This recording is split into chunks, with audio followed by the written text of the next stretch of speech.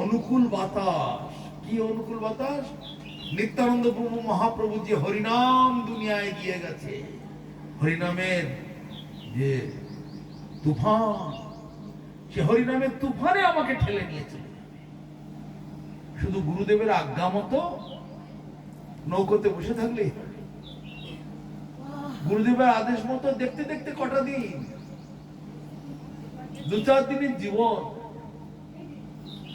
সদ্গুরুর চরণাশ্রয় করে তার আজ্ঞা মতো জীবনটা চালালি, তাতেই আমার ভবসমুদ্র পার হয়ে যাবে। নির্দেহ মাধ্যম সুলভম ফলভম গুরুকর্ম ধারণ ময়ানুকূলে নভস্যতিরিতম উমান ভবাব্দি নতরে সাত্মহা। এই সুবর্ণ সুযোগ হাতে পেয়ে যিনি গ্রহণ করলেন না, তিনি আত্মহত্যা করলেন। তাহলে আত্মহত্যা কয় রকম? জগতে বহু প্রকার আত্মহত্যা আছে। বিষ খেয়ে আত্মহত্যা, গাড়ির তলায় ঝাঁপ দিয়ে পড়া আত্মহত্যা, বিল্ডিং এর উপর দিয়ে লাফিয়ে পড়া আত্মহত্যা, গলায় দড়ি দেওয়া আত্মহত্যা। মানে সংক্ষেপে 2 রকম, একটা সজ্ঞানে আত্মহত্যা আর একটা অজ্ঞানে আত্মহত্যা। এইগুলো হচ্ছে অজ্ঞানে আত্মহত্যা। এই যে জগতের এত মানুষ সবাই হরিনাম করে না, সবাই একাদশী করে না, সবাই ঠাকুরকে ভোগ দিয়ে প্রসাদ পায় না, এত বলা সত্ত্বেও তারা এদিকে অগ্রসর হয়। তারা কেন অজুহাত দেখায়, ওই ওরা যে করে না, ওই যে ওরা করে না, যে ওরা তো করে না, আমার বাপ ঠাকুর দ্বারা যে করতো না, সব বাচ্চা এই বৈরাগী না না, এরা এরকম একটা কি নিয়ম বার করেছে, তাই সকলকে সব উল্টো পাল্টা বোঝায়। ভগবান তো খাওয়ার জন্য দিয়েছে, সব এত ভালো ভালো জিনিসগুলো খাওয়ার জন্য দিয়েছে, তা খাও না। হ্যাঁ, ধর্মের সঙ্গে খাবারের কি যোগ আছে? নানা রকমের অজুহাত দেখা, এগুলো সব কপটতার লক্ষণ। তাই প্রভুপাদ বলেছেন, কপটতা হইলে দূর, প্রবেশে প্রেমের জীবের হৃদয় ধন্য করে। অতএব বহু যত্নে আনিবারে প্রেম রত্নে কাপট্য রাখো অতি দূরে।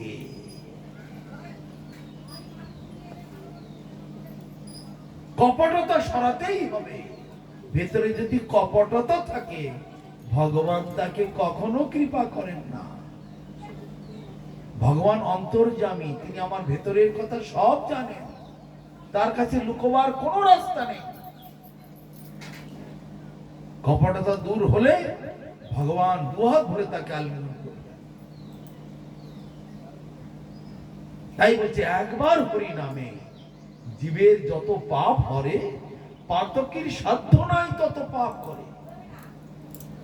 পাতকি মানে পাপী, তার অত সাধ্য নেই, সে অত পাপ করতে পারে। এতখানি নামের শক্তি।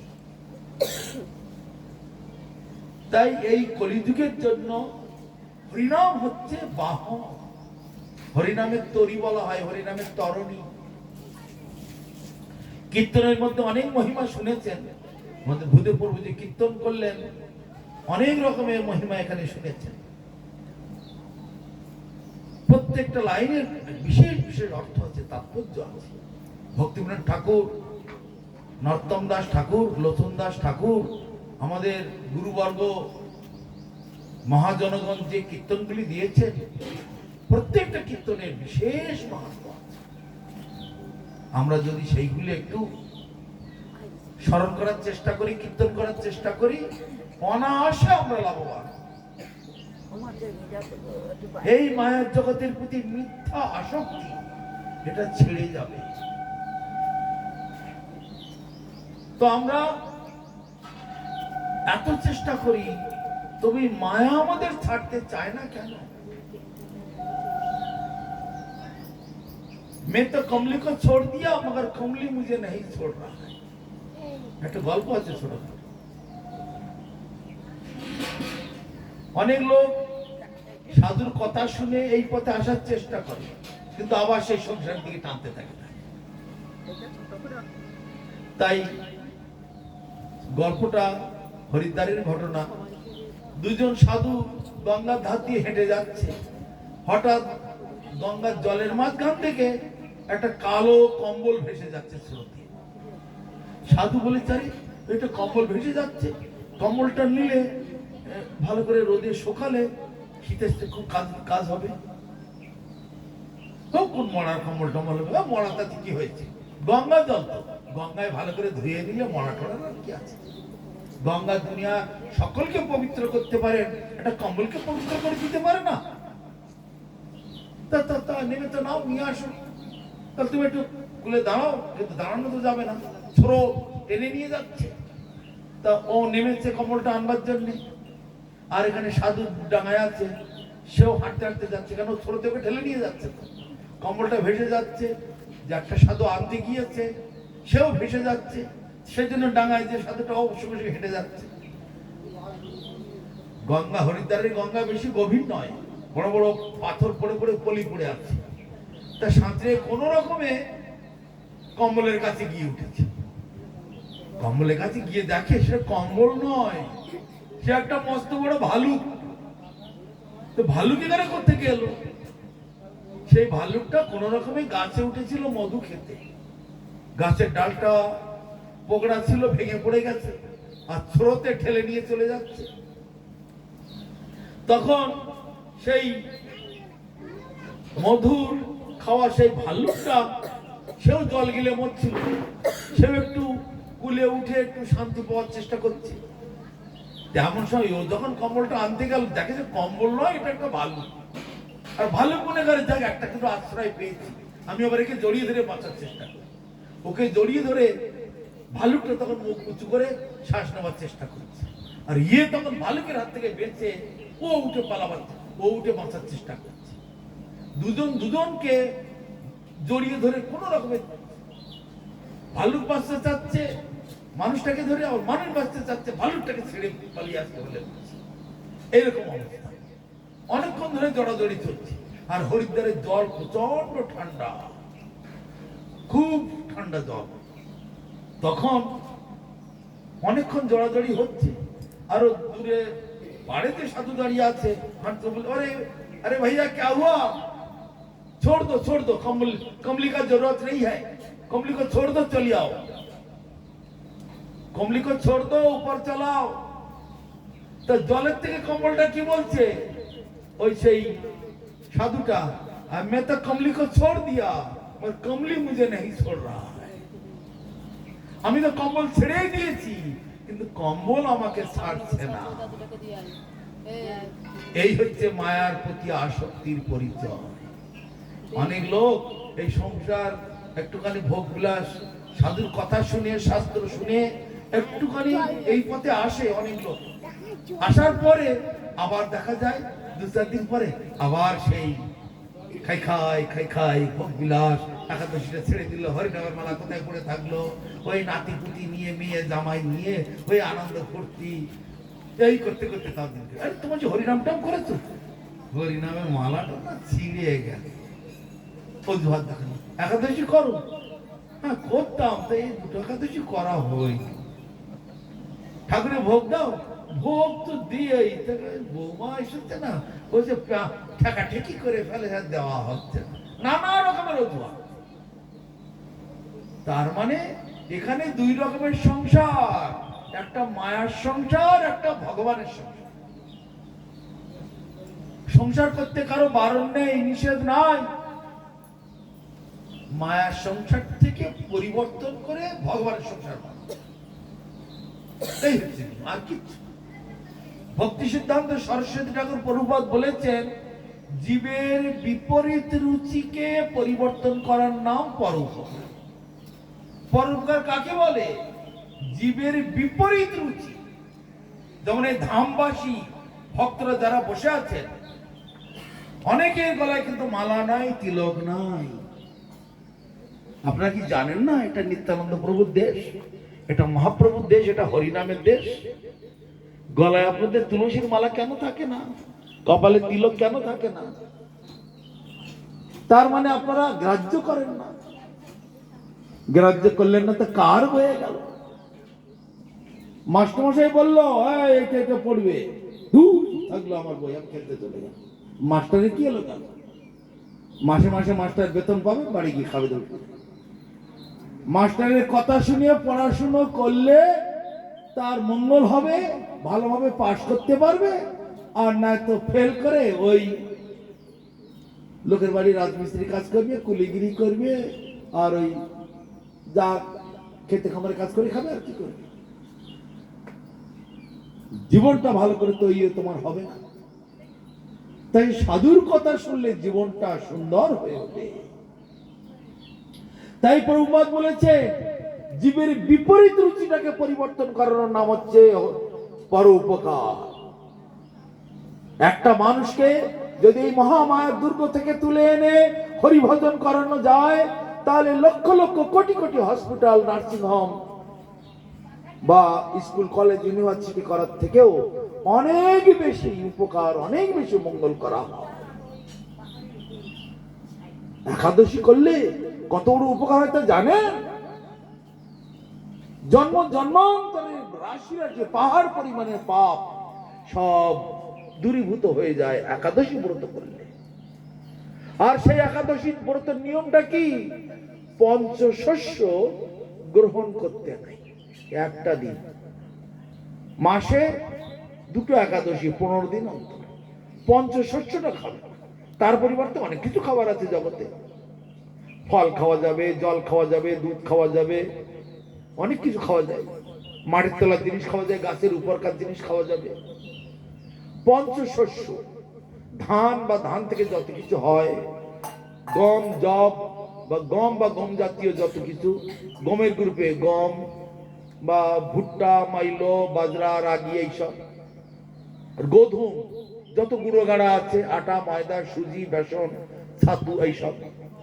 তাহলে ধান, গম, গোধূম, আর যত রকমের ডাল আছে, যত রকমের তেল আছে, এই 5টা জিনিস। একটা দিন কি না খেলে মানুষ বাঁচবে না? সেই একাদশীর দিনেতে যারা পঞ্চশস্য গ্রহণ করবে, কি পাপ হয় জানেন?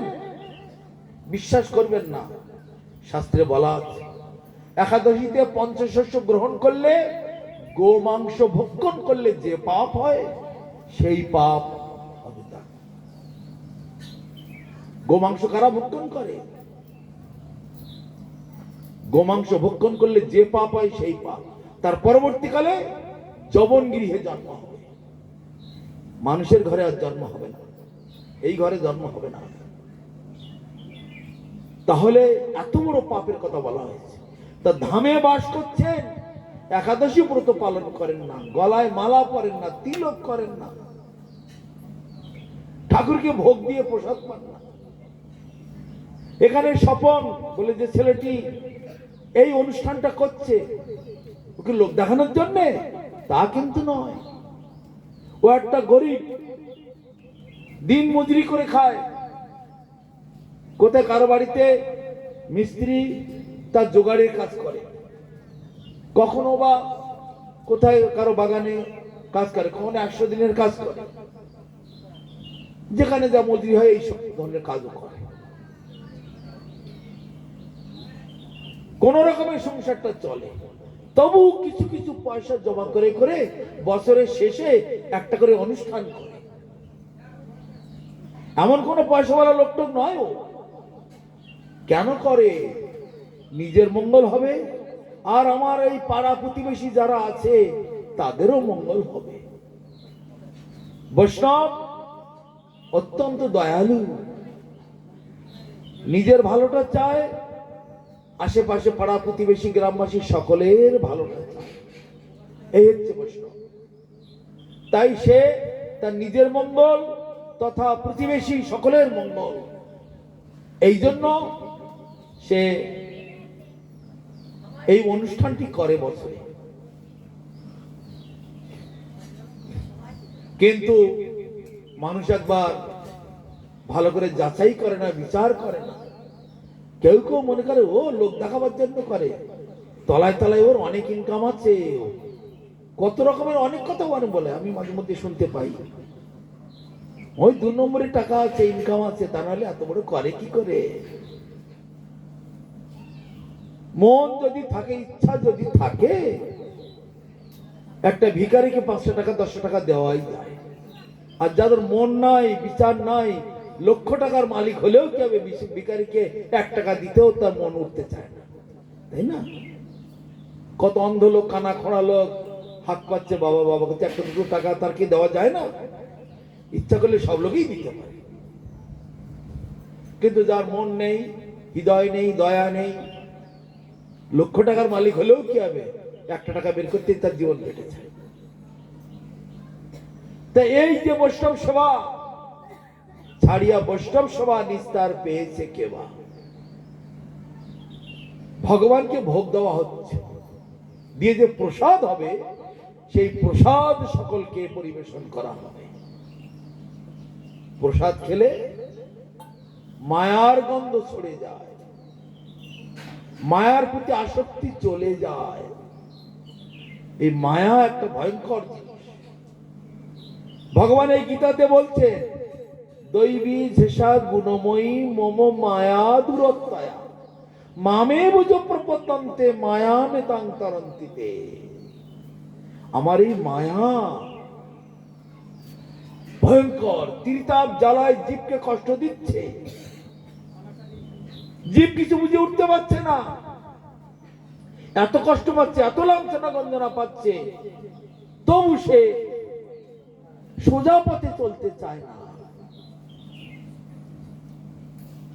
কিন্তু এই ত্রিতাপ জ্বালা থেকে নিষ্কৃতি পাওয়া, বাঁকা পথ থেকে সোজা পথে আসা সম্ভব কখন?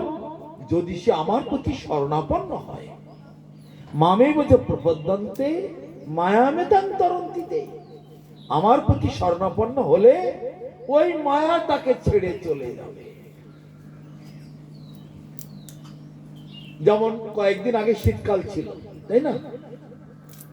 ঘরে বসে থাকলে হাত পা কাঁপতো শীতে, তাই কিনা? কিন্তু রোদে গেলে বেশ গাটা আরাম লাগতো, লাগতো কিনা? কেন?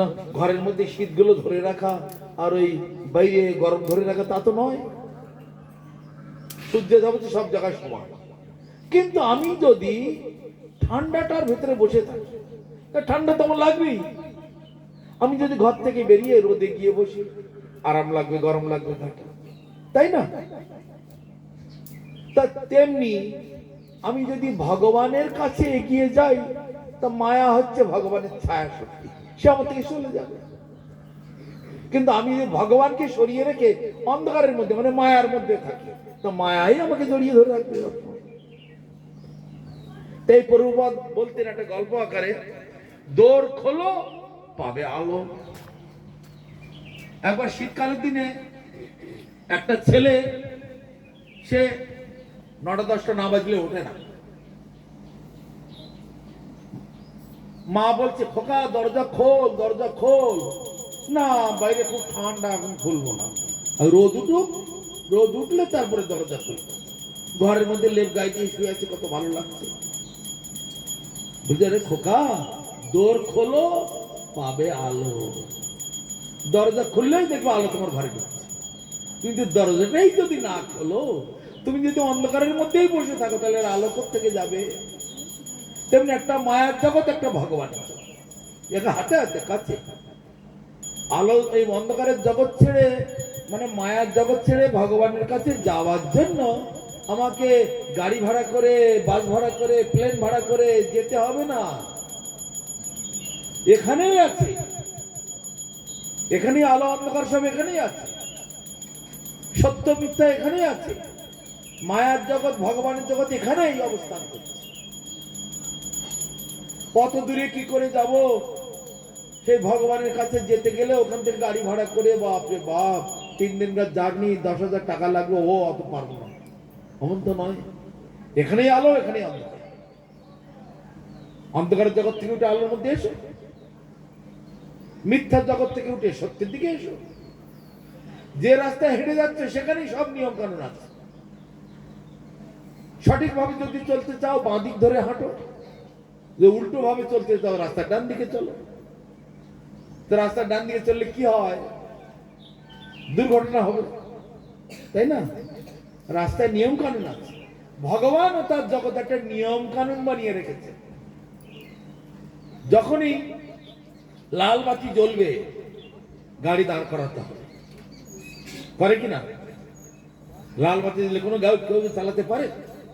যদি কেউ চালায় সঙ্গে সঙ্গে পুলিশ ধরে নেবে, ধরে তাকে সঙ্গে সঙ্গে জেলখানায়, আর গাড়ি যাবে থানায়, ও যাবে জেলখানায়। এবার জরিমানা হবে, শাস্তি হবে, যা হবে। তাহলে ভগবান তার জগতে আইন বানিয়ে রেখেছেন, সেই আইন যারা ভঙ্গ করবে তাদের রেহাই নেই, শাস্তি তাকে পেতেই হবে। শাস্তি মানে এই তিলতাপ জ্বালার দুঃখ কষ্ট। একটু আগে যেটা বললাম, আদি দৈবিক, আদি ভৌতিক আর আধ্যাত্মিক।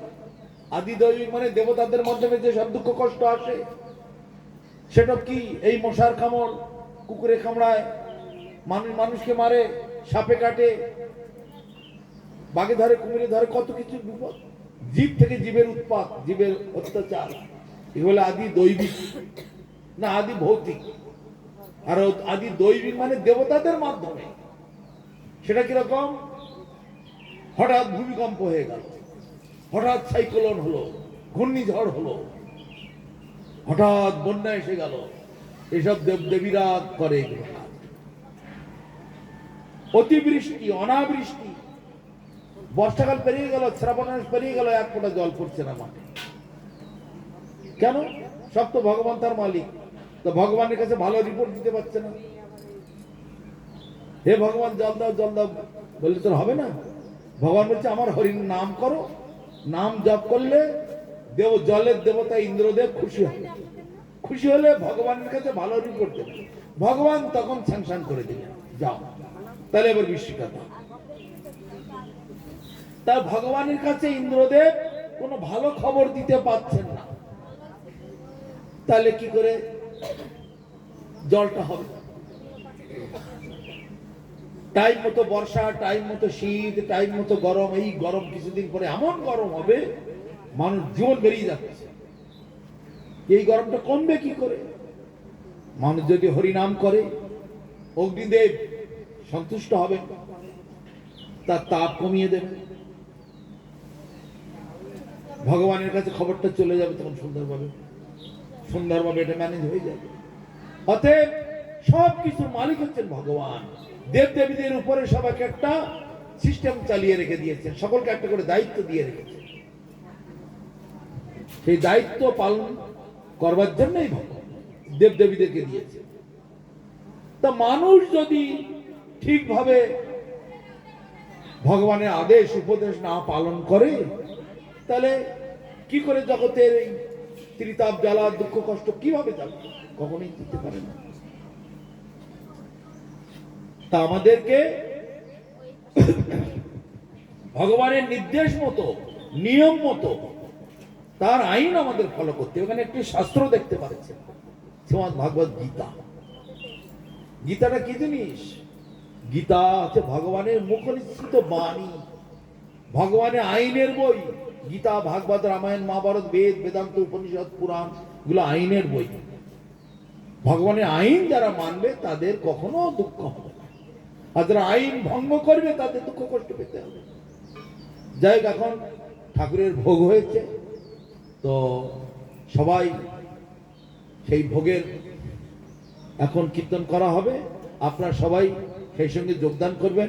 এই ভোগের মাহাত্ম্যটা একটুখানি 1 মিনিট বলে নিই। ভোগ হচ্ছে গোলক বৃন্দাবনেতে নন্দ মহারাজের বাড়িতে মা যশোমতী রাধারানীকে ডেকেছে রান্না করার জন্য। কেন রাধারানীকে ডেকেছেন? রাধারানী আশীর্বাদ প্রাপ্ত হয়েছিলেন, তোমার হাতের রান্না যারা খাবে তাদের দীর্ঘ আয়ু হবে। তা কোনো মা, প্রত্যেকটা মাই তো এটা চাইবে আমার ছেলে দীর্ঘদিন বাঁচুক। তাই সেই রাধারানী এসে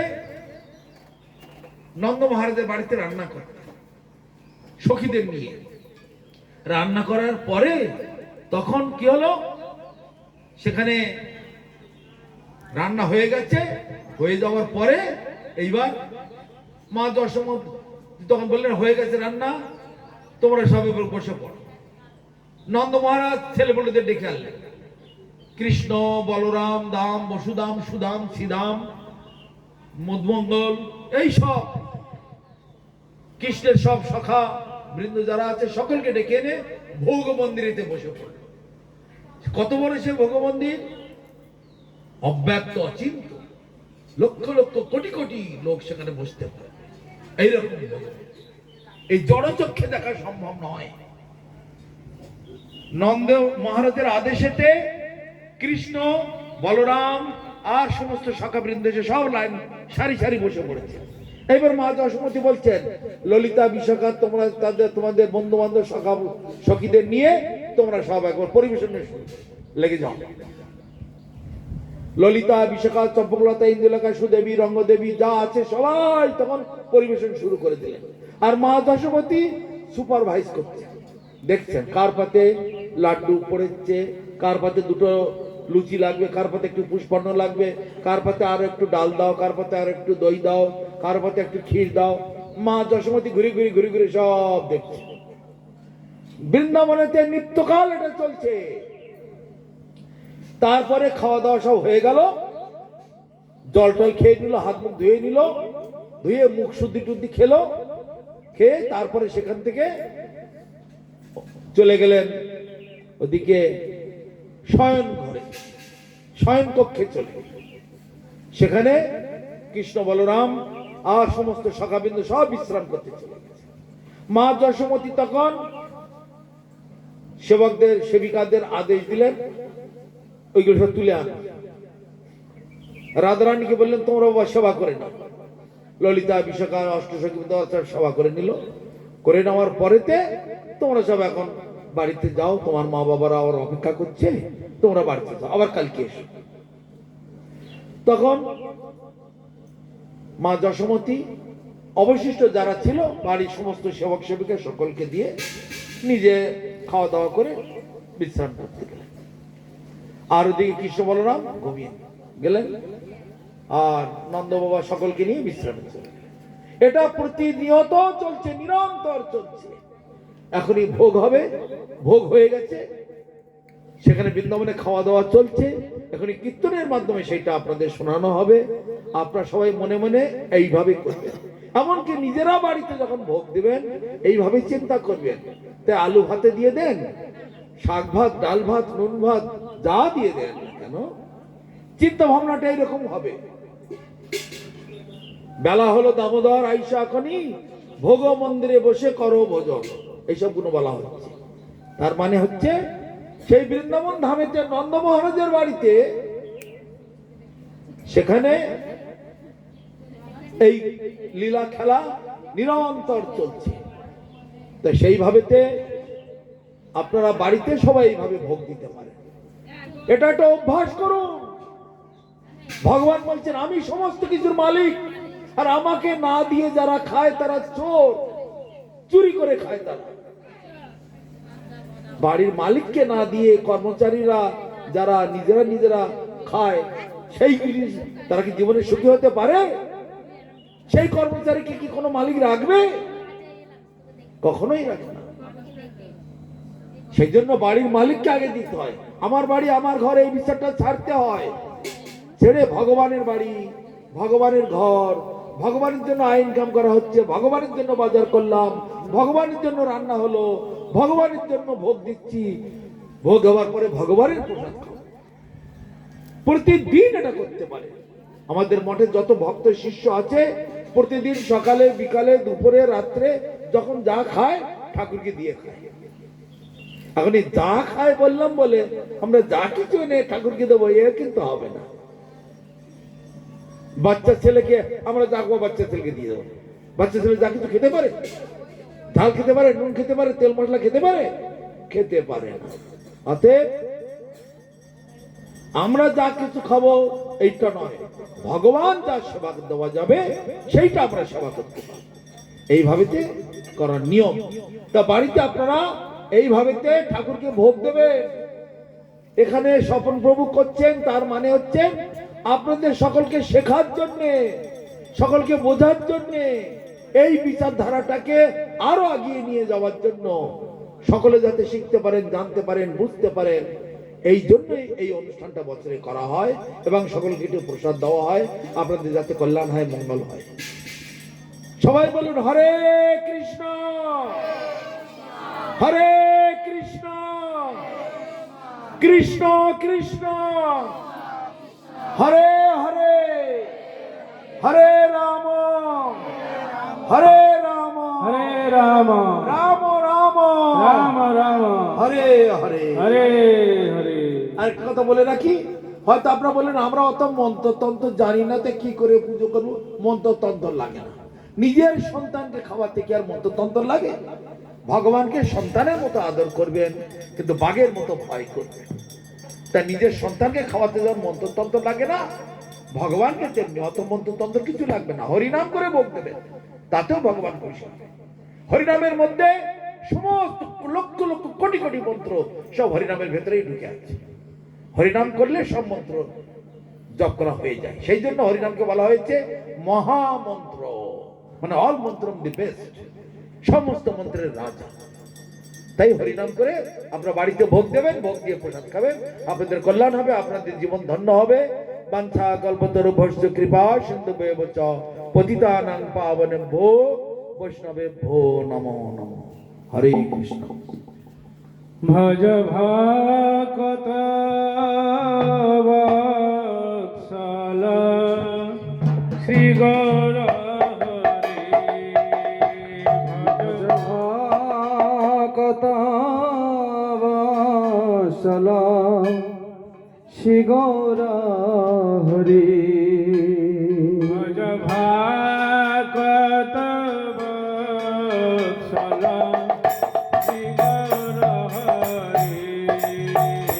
ভজ ভকত বৎসল শ্রী গৌর হরি। শ্রী গৌর হরি সহিত